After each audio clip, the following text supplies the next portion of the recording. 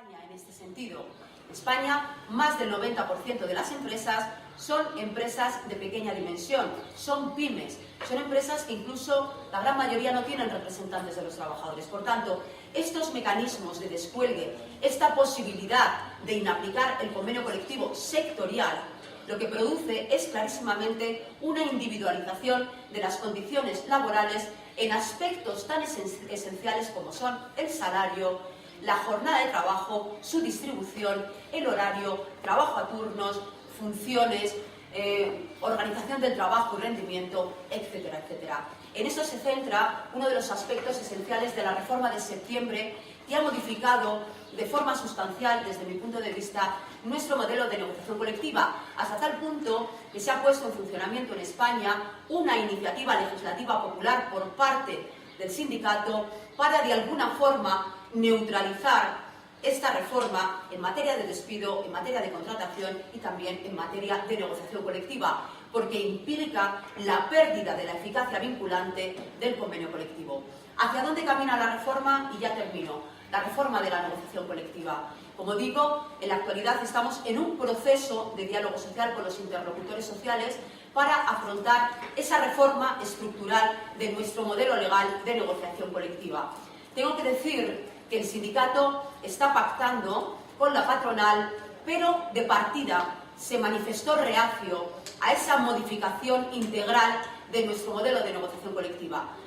Con esta negativa inicial no quiero decir que no haya aspectos importantes que no haya que modificar, que no haya que cambiar en materia de negociación colectiva. Yo creo que nuestra legislación en materia de negociación pues tiene ciertas disfunciones porque no se adecúa correctamente a las nuevas formas de organización del trabajo productivo.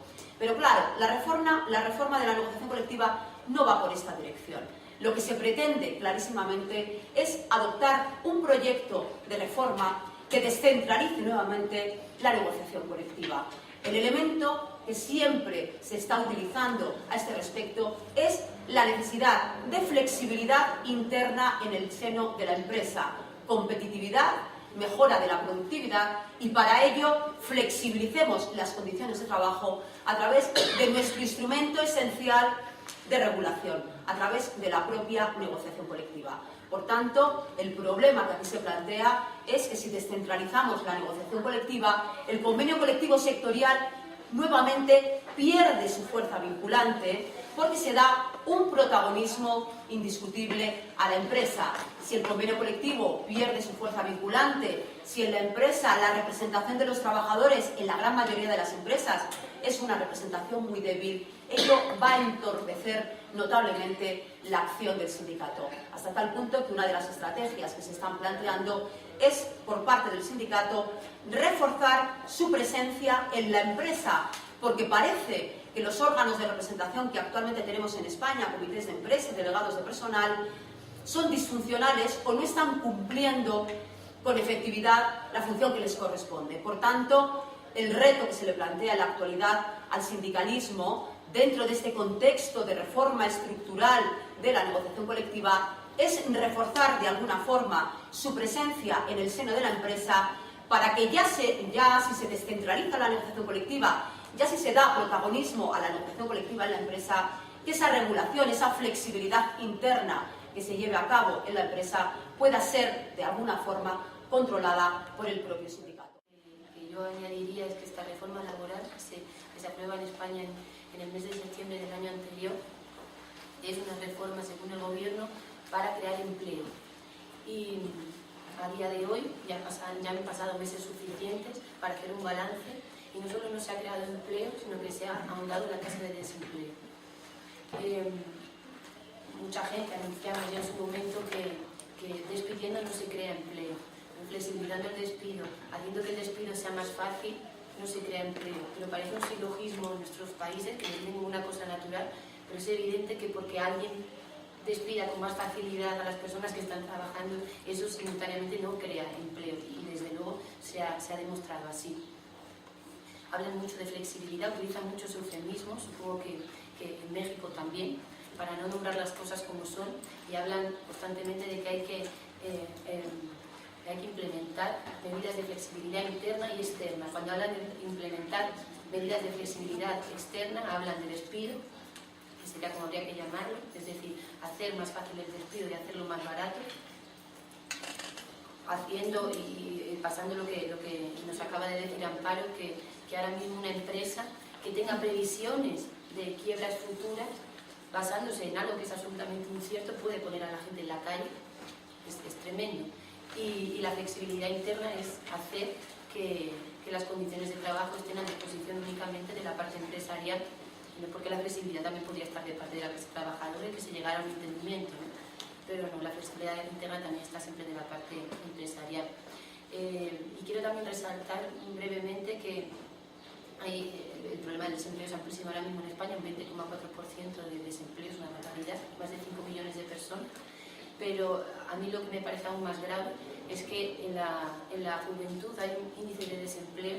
Me gustaría, ¿no?, que hubiera aquí muchos estudiantes, porque el desempleo en España es del 40% para la gente joven. No hay salida ahora mismo, no hay salida. Quiero comentarles algunas reflexiones, en realidad, sobre el tema de la reforma laboral y de la autonomía sindical, problematizando un poquito el significado de las palabras, porque en realidad lo que voy a intentar comentar es que reforma laboral en un contexto tiene un significado y en otro contexto puede tener un significado distinto y hasta contradictorio, y otro tanto podría pasar con autonomía sindical. Entonces vayamos a ver un poquito qué es lo que sucede en algunos otros países de América Latina y en particular referencia en Uruguay.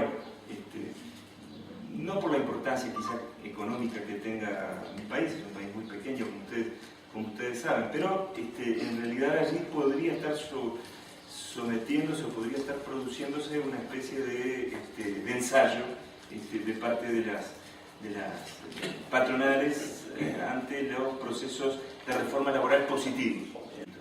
En el Uruguay ya no hay un gobierno de corte neoliberal, sino que todo lo contrario, un gobierno popular, una coalición de izquierda muy amplia que acaba de ganar por segunda vez consecutiva la elección. Bueno, está luego el fenómeno del chavismo en Venezuela, ni qué hablar del largo periodo del Partido de los Trabajadores en Brasil. En realidad son todos fenómenos muy heterogéneos, ¿verdad? No estamos hablando de los mismos partidos ni de los mismos protagonistas, pero uno podría decir que el mínimo común denominador de todo eso es que son partidos y gobiernos de corte popular, social, en un espectro que va de una izquierda más moderada a unos planteos más populares. Ahora, muchos de esos gobiernos, quizá no todos, pero muchos de esos gobiernos han implementado su propia reforma laboral. La reforma laboral de esos gobiernos, de centroizquierda, de esos gobiernos progresistas, es una reforma laboral distinta a la reforma laboral neoliberal de los 90.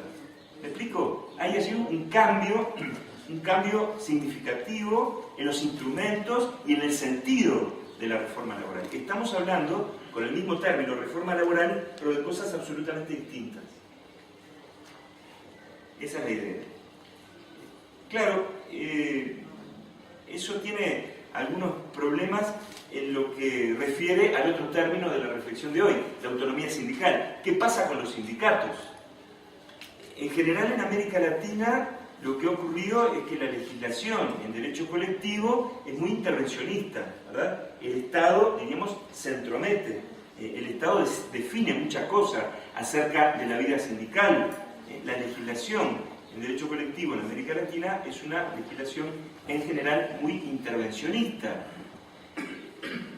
Lo fue en los 90 y lo es ahora también. ¿Cuál es la actitud de los sindicatos hoy por hoy, entonces, en América Latina frente a estos nuevos gobiernos de tendencia progresista?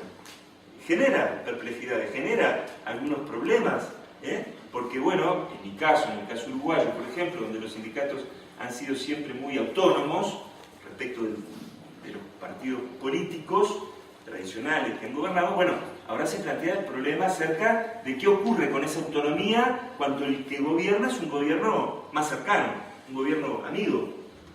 hay una autonomía, hay un intervencionismo malo, tradicional, de los partidos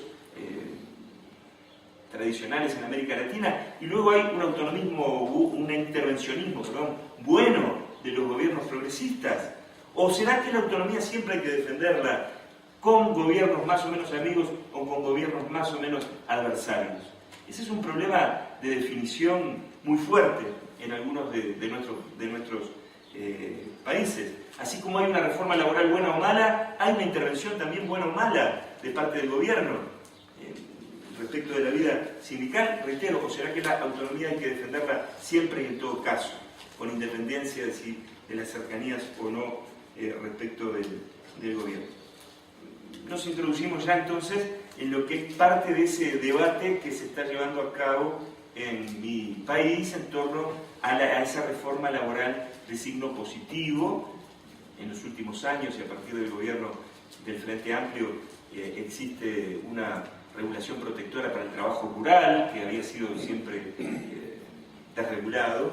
Existe una legislación protectora para el trabajo doméstico. Existe una norma que regula el trabajo prestado en condiciones de subcontratación y de trabajo y de empresas suministradoras de trabajo temporal.